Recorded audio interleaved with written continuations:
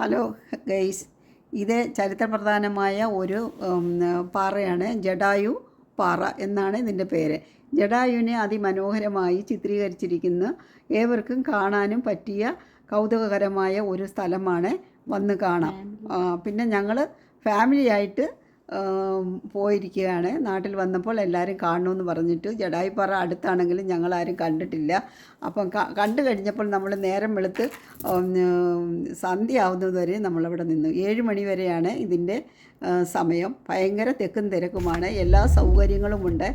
ഈ പാറ കാണാൻ പോയി കഴിഞ്ഞാൽ ഇത് നല്ല ചുറ്റുപാടും അന്തരീക്ഷങ്ങളും കണ്ടാലും നമുക്ക് അവിടുന്ന് ഇറങ്ങി വരാൻ തോന്നത്തില്ല. അങ്ങനെ ജടായുവിനെ അതിമനോഹരമായി ഇതിൻ്റെ ശില്പി കൊത്തി വെച്ചിരിക്കുന്നത് കാരണം അയാൾക്ക് തന്നെ നമ്മൾ അഭിനന്ദനം പറഞ്ഞു കൊള്ളുന്നു.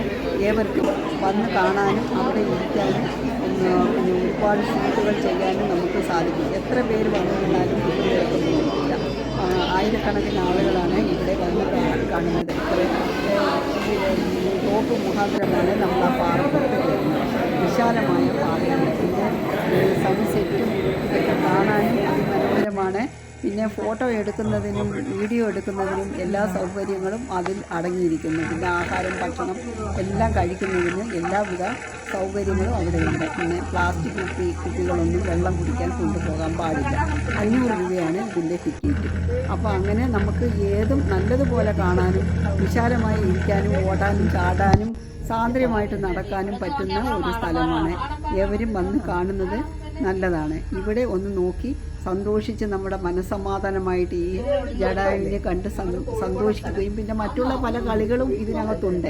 ജടായുവിൻ്റെ കണ്ണിൽ കൂടി നോക്കിയാൽ തന്നെ അതിപ്പോൾ തുടങ്ങിയിട്ടില്ല. കണ്ണിൽ കൂടി നോക്കിയാൽ നമുക്ക് കടൽ വരെയും കാണാൻ സാധിക്കുമെന്നാണ് പറയുന്നത്. അത്ര ദൂരം കാഴ്ച വെച്ചിരിക്കുന്ന ഒരു ലെൻസ് അതിനകത്ത് വെച്ചിട്ടുണ്ട്.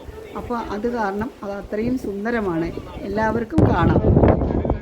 അതിൻ്റെ ചിറകുകൾ കണ്ടില്ലേ, എത്ര മനോഹരമായി ആ ശില്പി ഉണ്ടാക്കിയിരിക്കുന്നെന്ന് നമുക്ക് അത് കണ്ട് ആസ്വദിക്കാം. അങ്ങനെയുള്ളൊരു മനോഹരമായ ഒരു ജടായുവിൻ്റെ ശിലയാണ് ഇത് കാണുന്നത്. നിങ്ങളും ഇത് വന്ന് കണ്ടു നോക്കുക. പിന്നെ